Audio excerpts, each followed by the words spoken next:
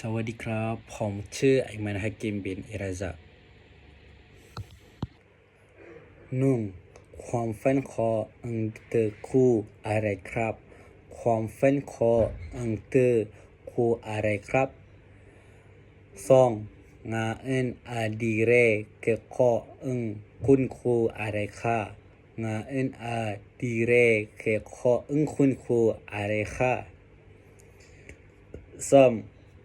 ผมหนังสือเลขีจักรยานครับผมหนังสือเลขีจักรยานครับ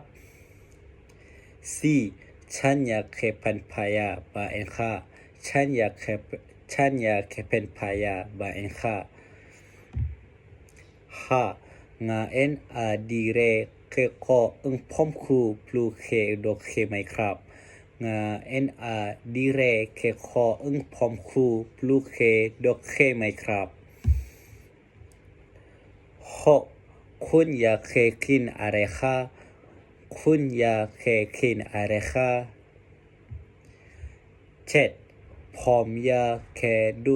คาเฟ่โรเอนครับผมอยากดูคาเฟ่โรเอนครับเป็ดฉันพักอยู่ที่หอพักของมหาวิทยาลัยค่ะฉันพักอยู่ที่หอพักของมหาวิทยาลัยค่ะเข้าผมชอบไปกินฟังตะวันตกยาเจ็ดปัตตาเลไอศครีมครับผมชอบไปกินฟังตะวันตกยาเจ็ดปัตตาเลไอศครีมครับ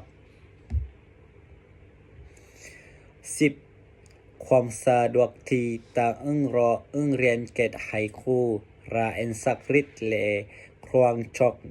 งจงคาเฟ่ความสะดวกที่ต่างรองเรียนเกตไฮคูราเอนสักริดเลครวงจงคาเฟ่ขอบคุณครับ